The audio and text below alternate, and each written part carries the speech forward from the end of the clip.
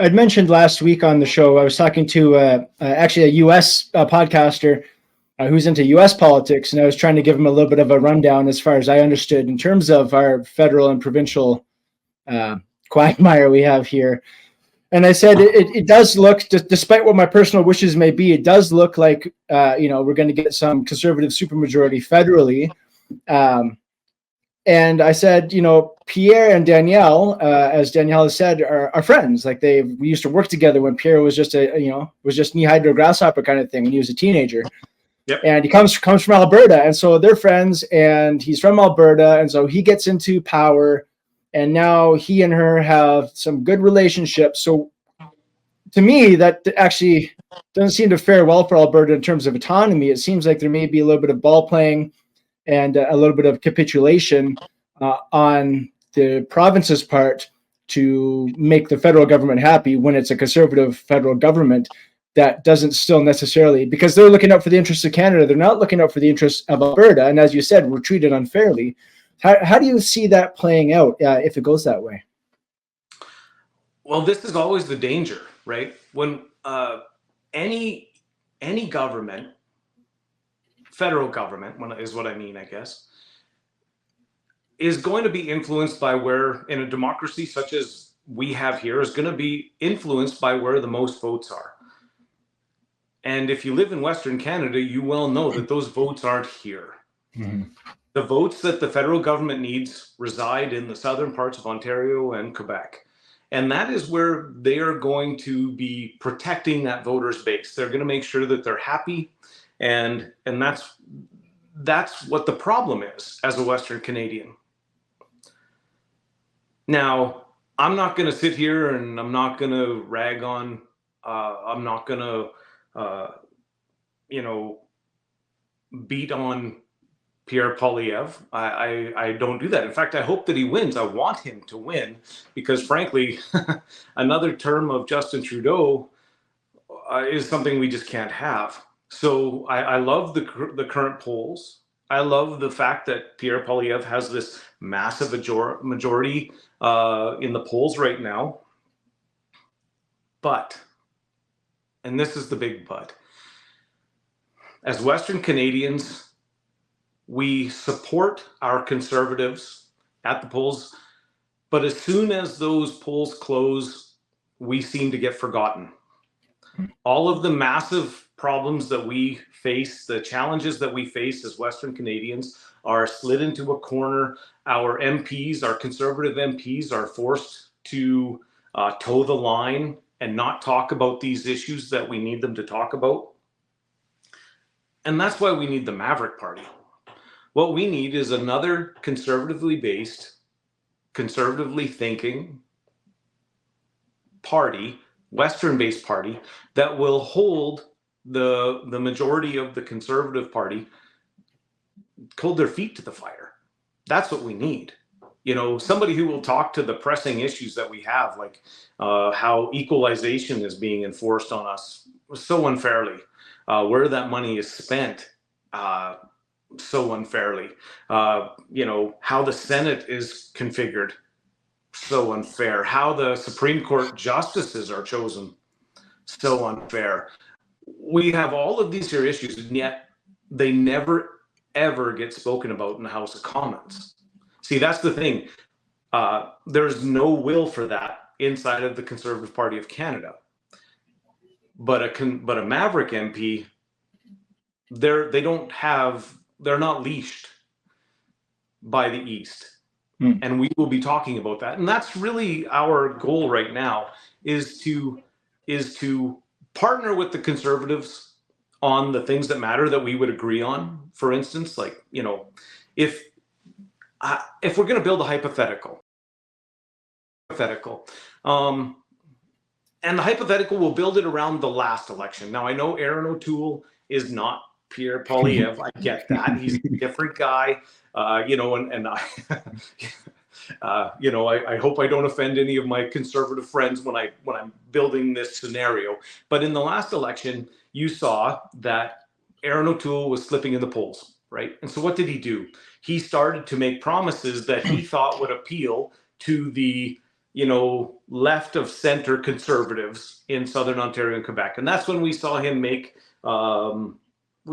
promises in regards to gun control. We saw him say things like, we're not going to have a carbon tax, but we're going to have a carbon levy, right? Just another name for it, really. And he did all of these here things to try and get that vote.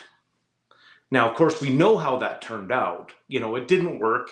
The voters base didn't believe him. They didn't like him. They didn't vote for him, and he lost. But let's say that he won, right? Say that he won a majority government, you know, that the miracle they were hoping for happened and they won a majority government. Everybody here in the West would have been out in the streets the next day saying, yes, we finally got rid of Justin Trudeau. Can you believe it? Woo! Everybody's wiping their brow and they're all happy. Until a certain amount of time goes by and Mr. Aaron O'Toole has to start keeping his promises. And he says, oh yeah, now here's that carbon levy. And everybody in Western Canada says, wait, hold up. That's not what we wanted. We weren't really wanting that. We just wanted to get rid of Justin Trudeau, but we didn't want that, right? And they're going to say, well, and by the way, we're going to do gun control, which actually has a lot to do with property rights, by the way. It is less to do, in my mind, with the physical thing. It's more to do with property rights, which we have very weak laws on that in Canada, and something that needs to be fixed. And everybody in Western Canada, specifically rural Western Canada, which is a lot of the conservative base, says, hold on, wait a second. But Aaron O'Toole would have been bound to that contract that he had made with Eastern Canada, the southern parts of Ontario and Quebec. And he very rightly, when he was putting that motion before the House of Commons, could have said that Western Canadians love the carbon levy and they love gun control because guess what? They voted for me. And we would have been stuck. Now let's change the scenario a little bit more. Aaron O'Toole still gets his majority, his super majority, let's say, but there was even just one Maverick MP. Every MP gets a chance to speak in the House of Commons. Except every time that Maverick MP stands up, he speaks to the issues that exist in Western Canada. He starts talking about the unfair way that this confederation is made and how things must change. Now, will that one lone voice in the wilderness, will it be able to make a massive change? Probably not. But if you are the constituent and your MP for once is saying the things in the House of Commons that you wish that your MP would actually say, how does that make you feel as a constituent? At least my guy is saying the things that need to be said. Now, what does that do for all of the conservative MPs that are in the surrounding constituencies? I would hope that the people in those constituencies would be phoning their conservative MP and saying, man, I wish that we had voted for Maverick. Because at least he says the things that we want him to say. They're not sitting on their hands. They're not, you know, talking about other useless subjects. They're actually saying and trying to do the things that we want them to do. And my guess is in the following election, they'll do very well. And that's my vision for the future is to try and give Western Canada a voice. There's 111 seats in Western Canada, or there will be. I'm not going to say we're going to get them all, but man, if a Western-based party could get 70 of them, we may never sit in the Prime Minister's chair. We may never be the captain of the ship, but we would control the rudder. Nothing would happen with our say-so. Jagmeet Singh has a much smaller amount of seats than that. And look at the amount of influence that he holds in the House of Commons. We would do better than that. I was going to say, at the speed, well, we'll get to, I guess, the big elephant in the room, I think, which is immigration in a bit. But like you said, that one lone voice in the wilderness, I like how you put that. If it was just that one voice and we're giving us a voice, that's fantastic. One could ask, well, what's the point if they're not going to, if one voice is not going to make a change? But that was going to be my next question, which you tackled there, which is how many seats would it take to be able to make a difference? How many seats would it take to be able to stop things or stop things from happening or to make things happen?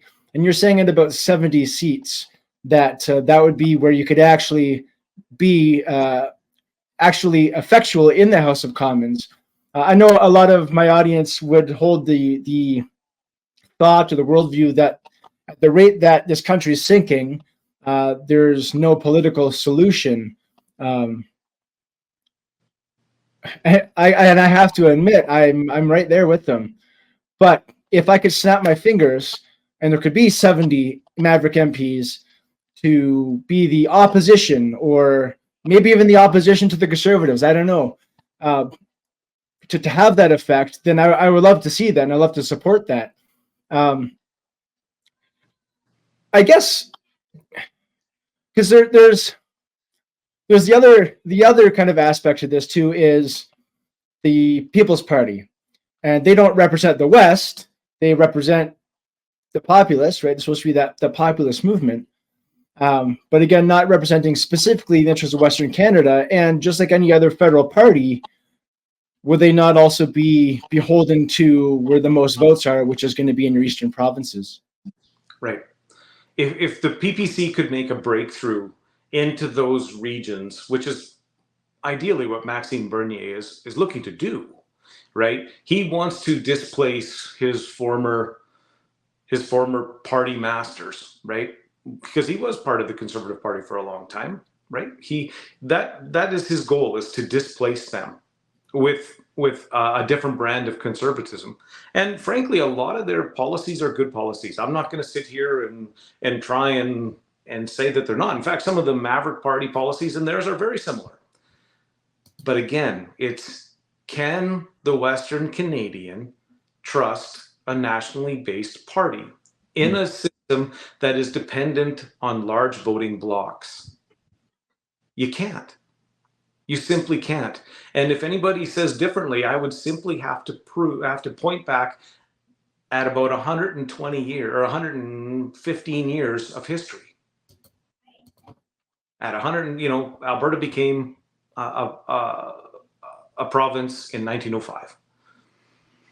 And it didn't take long before Western Canadians in general at that time realized that there was something smelly in the fridge and that things were not turning out as rosy as we were hoping they would. And maybe we had given away too much. And this is the problem with the People's Party of Canada, is how do we ensure that they fix the issues that need to be fixed? In fact, see, I have this occasionally, and it happened to me when I've told this story before, and if you're watching and you've heard this story, I apologize. I hate to waste your time, but when I was on my way back from the convoy in Ottawa, and I did go, I was there for almost the entire thing. I went with the convoy, and I basically ran out of time, and I missed the end. Somewhat to my disappointment, I guess. Some of my friends are glad I wasn't there. But I was on my way back, and I stopped at a little town in Northern Ontario for the night. And while I was there, the gentleman asked me about the Maverick Party, and because I had this big, massive sign in the back of my truck. And so I explained to him what we were, and he says, "Oh, I can't wait to vote for the Maverick Party." And I had to break it to him. I'm like, "Sorry, man. I apologize, but we won't ever be running candidates in Eastern Canada on the, east of the Manitoba border. And he was annoyed, actually. And he says, well, why not? We are just like you. We are conservatives, like this is who we are. And I had to tell him that the reason the Maverick Party was formed was not to unite small c conservative thought, but we are here to address long-standing Western Canadian issues of inequality. And if we were to run candidates outside of that base, we would be betraying that base. And it's happened before. That's what happened with the Reform Party back in the day, right? The Reform Party started out as a, hey, we want in, right? The West wants in. That was their slogan. The West wants in. Well, then they got in. They were the official opposition, I do believe, at one point, or very close to it anyway. I think they had 70 seats or in that neighborhood in the House of Commons at one point. But then they decided to go national. They changed the party name to the Alliance Party, and then from there they merged with the leftovers, the dregs that were left over from Brian Mulroney's failed Conservative Party, and they became the Conservative Party of Canada. And that's where Stephen Harper came into the picture, by the way. While that may have been good for conservatism in Canada, it certainly didn't serve Western Canadians well at all. We are in the exact same place we were then. We've made a 40-year round trip, 30-year round trip, perhaps, I guess, let's say. And here we are again, still talking about the same things, still subject to the same tyrants on a cycle, Trudeau by a different name, literally. And here we are. So what do we got to do differently? We can learn. I'm a fan of history. I'm a big fan of history. I think that we can learn from it. I think we can predict the future if we know the past.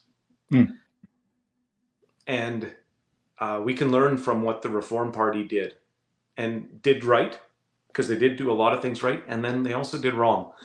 And that's where we intend to go as a party. How many candidates